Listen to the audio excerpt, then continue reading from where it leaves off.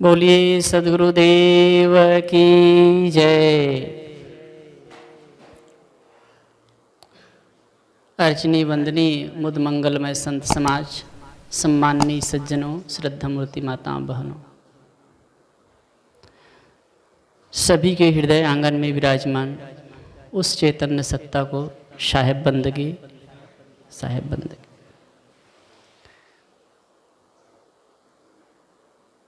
अभी हम सब संतों के सुंदर विचारों से लाभ ले रहे थे और हमारे जीतू भाई और हेमंत जी जो महाआसमानी शिविर का आयोजन किए थे उनके भी विचार सुने और 5 दिन तक के हम आप लोगों के विचार सुन रहे थे। अच्छा लग रहा था।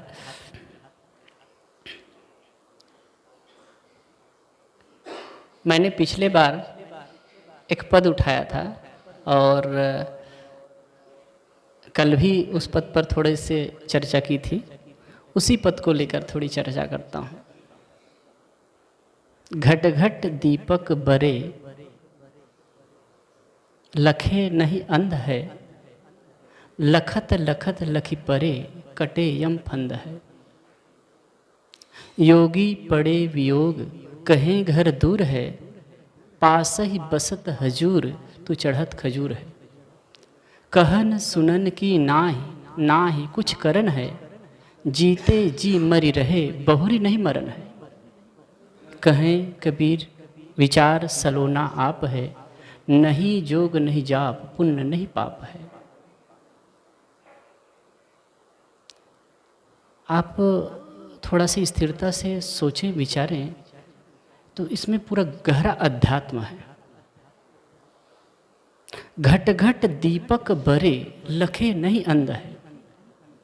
घट घट में दीपक जल रहा है लेकिन अंधा आदमी उसे देखता नहीं है।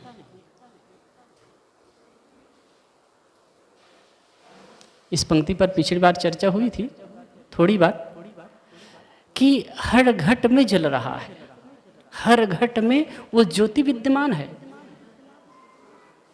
लेकिन हम देख नहीं पाते। देखने का मतलब आंख से देखना नहीं होता है। 2-3 लोगों का शरीर छूटा है तब मैं बिल्कुल सामने था और बड़ी गहराई से उनको देख रहा था और थोड़ा हाथ पैर हिला रहे थे। उसके बाद शांत कि क्या गया, क्या निकल गया।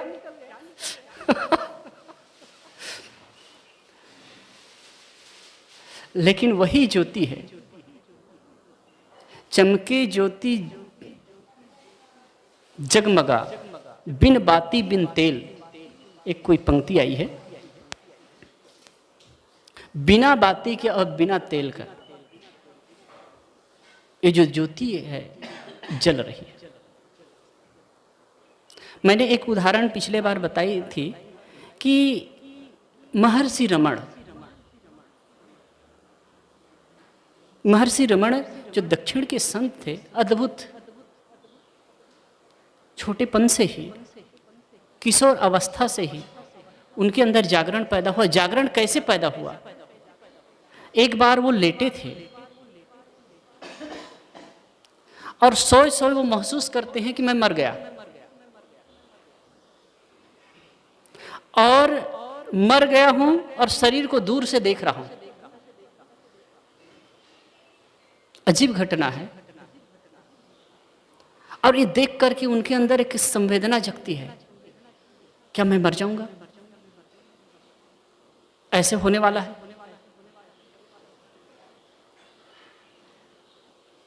तो जो मर गया हूं, शरीर के बारे में है कि शरीर मर गया, तो इसको जानने वाला कौन है? इसको सत्ता देने वाला कौन है? खोज में निकल गए।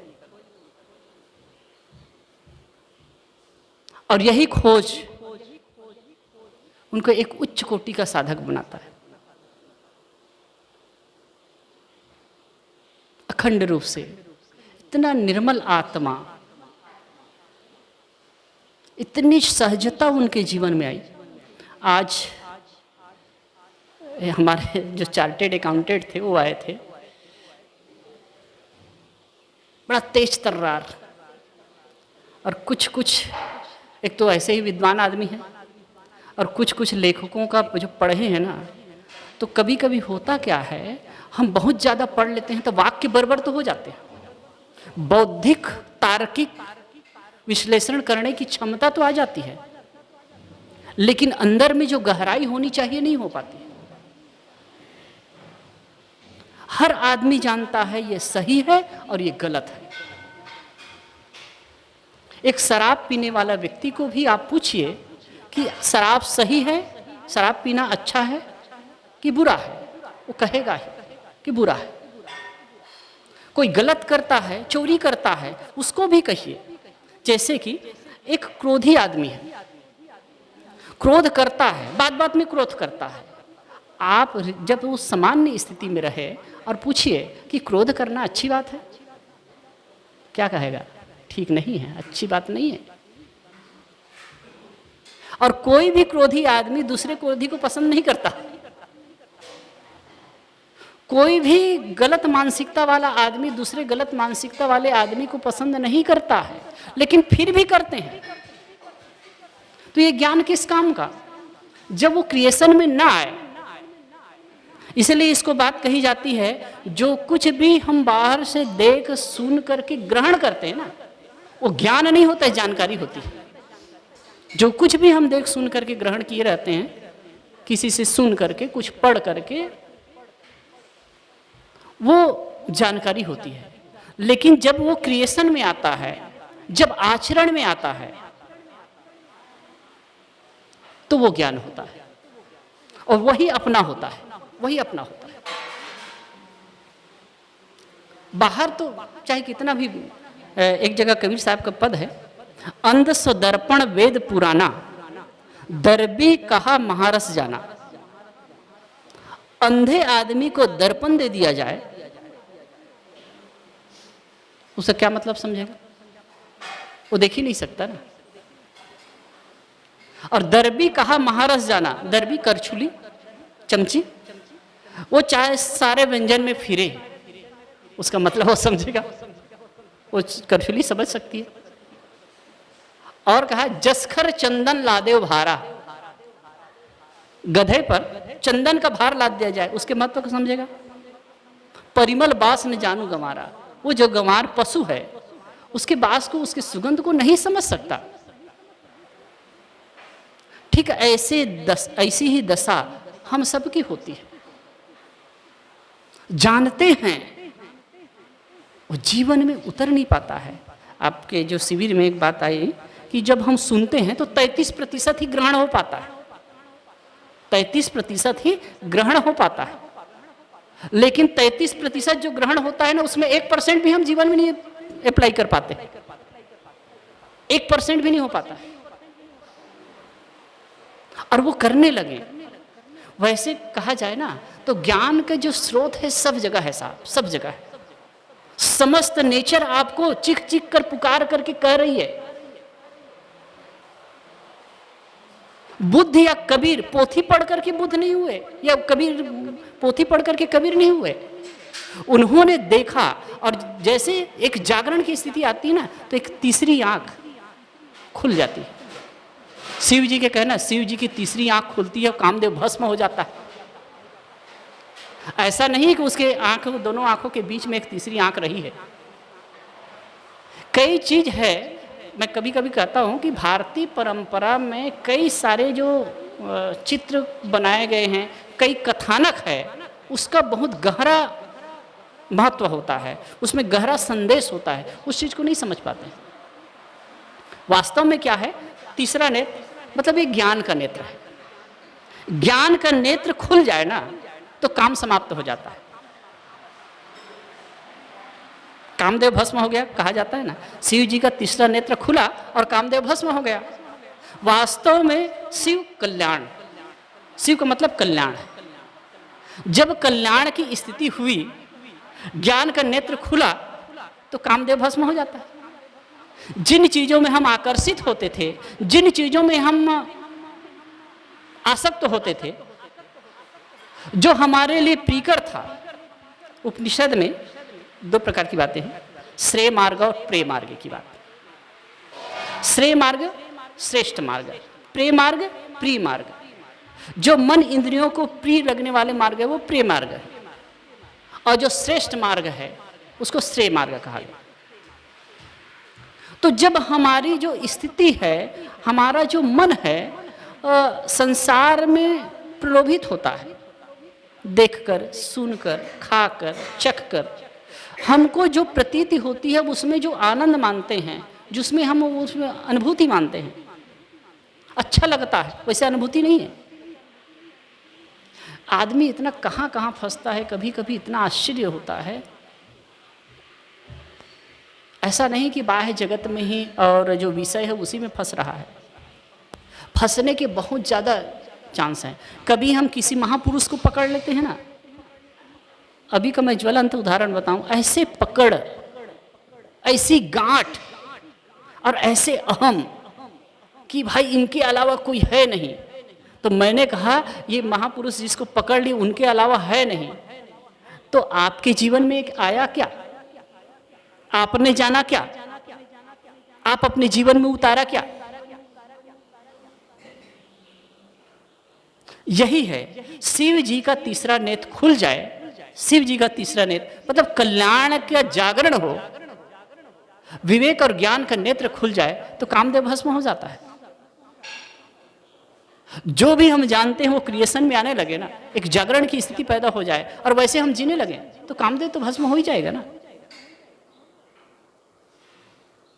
इसमें कहा घट घट दीपक बरे लखे नहीं अंध है।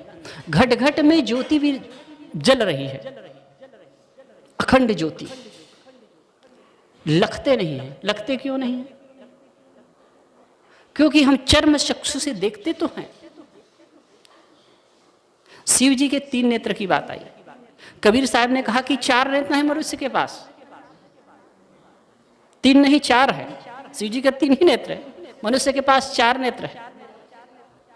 एक जगह कहा ऊपर की देव गई हिव की गई हेराए, कहीं कबीर जाकी चारिव गई ताका का उपाय। 2 नेत्र बाहर के चर्म चक्षु हैं और 2 नेत्र अंदर के विवेक और विचार के नेत्र। यदि ये 2 नेत्र जग जाए तो हम जो ज्योति है उसको कैसे जानेंगे? देख करके ना, समझ करके।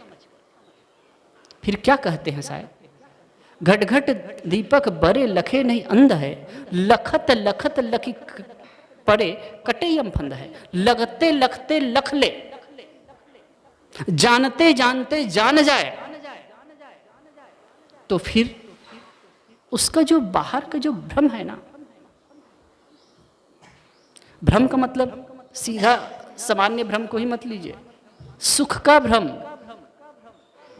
आनंद का भ्रम, भूत प्रेम देवी देवता ये सब भ्रम तो है ही, लेकिन सुख का भ्रम जबरदस्त भ्रम है, महाभ्रम है। खाने में, देखने में, सुनने में जो सुख का भ्रम होता है ना, इस भ्रम को टूटने में देरी नहीं लगेगी, इसको समाप्त होने में देरी नहीं लगेगी। महर्षि रमण ने यही कहा, कोई भी आए किसी प्रकार के क्वेश्चन लेकर के आए तो कहे मैं को जानो।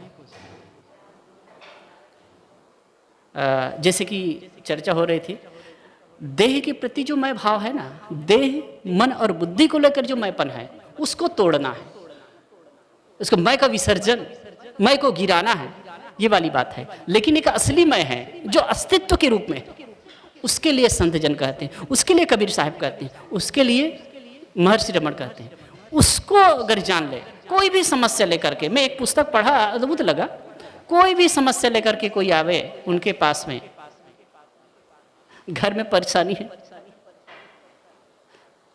कोई झगड़ा झंझट है, पत्नी बात नहीं मान रही है, पति हमारे अनुसार नहीं है, बच्चे बात नहीं मान रहे, सीधा से कहते थे अपने को जानो। सामने वाला थोड़ा लगता रहा होगा कि आप पागलपन की बात करते हैं हम समस्या कुछ बता रहे हैं और इसका आंसर कुछ दे रहे हैं, लेकिन वो बड़ा गहराई से इस बात को कहते थे, अपने को जानो ना, सब समाधान हो सकता है। अब यही बात है, हम देह बुद्धि लेकर के देह के प्रति ममत्व पैदा करते हैं ना, फिर सारी समस्याएं खड़ी होती जाती हैं, सारी समस्याएं इसी खड़ी होती हैं। इस पद में आगे आया है, योगी पड़े वियोग कहे अगर दूर है, पास ही बसत हजूर तू चढ़त खजूर है। कि योगी भी योग साधना बहुत करते हैं और समझते हैं कि हुजूर कहीं दूर है। पास ही बसत, हजूर तो पास में ही है और तू खजूर पर चढ़ा है, ऊंचाई पर जा रहा है। अपने पास की वस्तु नहीं जानते हैं। कहा जाता है एक भिखारी था, भिक्षा मांग करके खाता था, बैठा रहता था, अपंग जैसे था, एक जगह बैठ करके भिक्षा मांगता था, जो मिल जाता था खाता था, जैसे भी हो वैसे ही उनका जीवन चलता था। एक दिन उनका शरीर छूट गया। आने जाने वाले लोग देखते रहते थे उनको कि यहीं पर बैठता था और देखे पता चला कि मर गया। तो कहे भाई यहीं पर बैठ करके पूरा जीवन भीख मांगा है, तो ऐसे करते हैं इसी को खोद करके गाड़ के दफना देते हैं। और खोद करके उसको गाड़ने के लिए जैसे खोदा गया तो उसमें खजाना निकला। तो उसमें एक मोहरों से भरी हुई पोटली निकली, एक है हंडा। अब देख करके तो बड़ा आश्चर्य पड़े, लोग कहने लगे ये क्या बात है, जीवन भर भीख मांगता रहा खजाने पर बैठकर। ऐसे हम भी जीवन भर भीख मांगते हैं, जीवन भर यहाँ सुख के लिए दौड़ते हैं, वहाँ सुख के लिए दौड़ते हैं, वहाँ सुख के लिए दौड़ते हैं। खजाना अपने अंदर गड़ा है, उसको जान ही नहीं पाते। कोई यहाँ जाएगा, कोई वहाँ जाएगा, कोई द्वारका, कोई केदार, कोई बद्री और कोई रामेश्वरम, कोई कहीं कोई कहीं। जाना चाहिए। एक तो कि एक प्रकृति चेंज होती है, आप जाते हैं अनेक प्रकार के लोगों से, संस्कृति वातावरण के लोगों से मिलना जुलना होता है और एक प्रकार से एंजॉयमेंट हो जाता है। जाना चाहिए, लेकिन वहाँ कुछ बैठा नहीं, वो भगवान नहीं बैठा है, वहाँ शांति नहीं। यदि आपको भगवान जहाँ है वहाँ नहीं मिल सकता, जहाँ है वहाँ शांति नहीं मिल सकती, तो कहीं भी शांति नहीं मिल सकती, कहीं भगवान नहीं मिल सकता। अब इसीलिए कहते चाहे योग साधना करिए, चाहे तपस्या करिए, चाहे नाम जप करिए, चाहे कुछ भी करिए, ये बाह्य वस्तु है ही नहीं साहब। इस पर कबीर साहब बहुत जोर देते हैं, इतने सारे पद हैं उनके। फिर आगे कहते हैं, कहन सुनन की ना ही कुछ करन। मैं ज़्यादा नहीं कहूँगा, साहिब जी के विचार सुनेंगे। कहन सुनन की ना ही कुछ करन है। देखिए कबीर साहब का कहने के ढंग, कहन सुनन की ना ही कुछ करन है, जीते जी मरी रहे बहुर ने मरन। कहने सुनने की नहीं और न कुछ करने की बात। जब आप सत्य को समझे, जब आप सत्य को जाने, सत्य में स्थिति हो गई, फिर क्या करने की बात है। एक स्थिति होती है मौन, शांत। गुरुदेव जी के, मैं हेमंत जी को एक बात बता रहा था। गुरुदेव जी कई बार कहते थे कि जैसे अपने कक्षा में बैठे रहते थे शांत,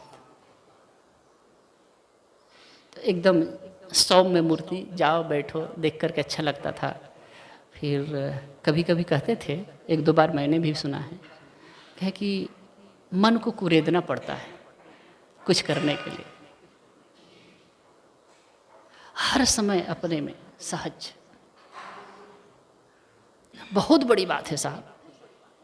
हम कह देते हैं हमारी स्थिति नहीं हो पाती, कुछ क्षण तो सबकी होती है, लेकिन जो उसमें जीवन जीने लगे तो कहने सुनने की नहीं, अब कुछ करने की बात नहीं है। क्या करोगे, कर्म छूट जाता है, कहना सुनना छूट जाता है। वो जब गिरता है तभी ये घटता है, वो सब गिरता है तभी ये घटता है।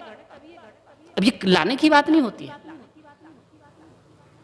जो बाहर दिखावा है, बाहर का जो करना है, बाहर का जो सुनना है और बोलना है, वो टूटता है। तब एक अवस्था ऐसी आती है, वो जो कहन सुनन की ना ही कुछ करन है, और जीते जी मरी रहे, मर गया वो, पर मृत्यु का भय नहीं होता। कबीर साहब की बहुत बढ़िया साखी है, जय मरने से जग डरे मेरे मन आनंद, कब मरी हूं कब पाई हूं पूरन परमानंद। ये उद्घोष देखिए, इसकी गहराई देखिए। जिस मरने से संसार के लोग डरते हैं, कबीर साहब कहते हैं कि मैं उसमें आनंद मानता हूं, क्योंकि जब तक चाहे कोई उपलब्ध पुरुष हो जाए, जब तक शरीर है तो शरीर की अवस्था है, शरीर संबंधी बातें हैं, कुछ करना पड़ेगा, खाना पीना पड़ेगा और दैनिक क्रिया करना पड़ेगा, लोगों से मिलना जुलना पड़ेगा, कोई अनुकूल और प्रतिकूल परिस्थिति आई उसका सामना करना पड़ेगा। तो कहते हैं जय मरने से जग डरे मेरे मन आनंद, कब मरी हो कब पाई हो पूर्ण परमानंद। वैसे ऐसा भी बात नहीं है, इसका शाब्दिक अर्थ भी ना ले, मरने के बाद पूर्ण परमानंद मिलता है, फिर वो गलत हो जाएगा। कबीर साहब ने एक जगह कहा है कि जाको दर्शन इत है वाको दर्शन उत, जाको दर्शन इत नहीं वाको इत न उत। जो आज प्रत्यक्ष अनुभूति नहीं कर सकता, जो आज प्रत्यक्ष आनंद में, शांति में, परमानंद में नहीं रह सकता, वो मरने के बाद नहीं रह सकता।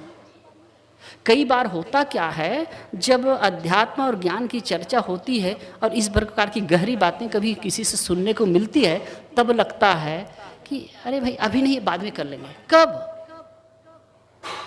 कब करेंगे, कब समय आएगा? आज आपके पास में अवसर है। गुजराती में कहिए तो तक, ये बार बार नहीं आता। आज स्वस्थ हैं, मन काम कर रहा है, शरीर काम कर रहा है, इंद्रियां काम कर रही हैं, सब कुछ तो है। इससे अच्छा अवसर अब कब आएगा साहब? धीरे धीरे तो घटती जाएगी, शरीर की स्थिति घटती जाएगी, बुढ़ापा में करेंगे। और आज जो सुंदर अवसर है इसमें नहीं कर सके तो कब करेंगे?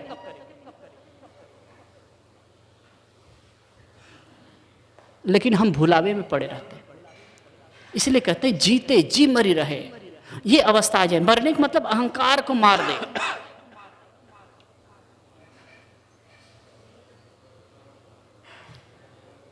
और बात है इसमें, कुछ देर आप लोगों के बीच अपने विचार में रखा। कबीर साहब की जो गहराई है, जो पदों के जितना आप चिंतन करें उतना उनकी परतें खुलती जाती है। और कई तो है कि उसमें जब सोचने लगो तो डूब जाना होता है। और सत्य के नज़दीक हमारी स्थिति होती है, हम सत्य को जानने लगते हैं। कुछ देर विचार किया। आए, परम पूज्य श्री साहेब जी विराजमान हैं, आपके सुंदर विचारों से हम सब लाभ लें।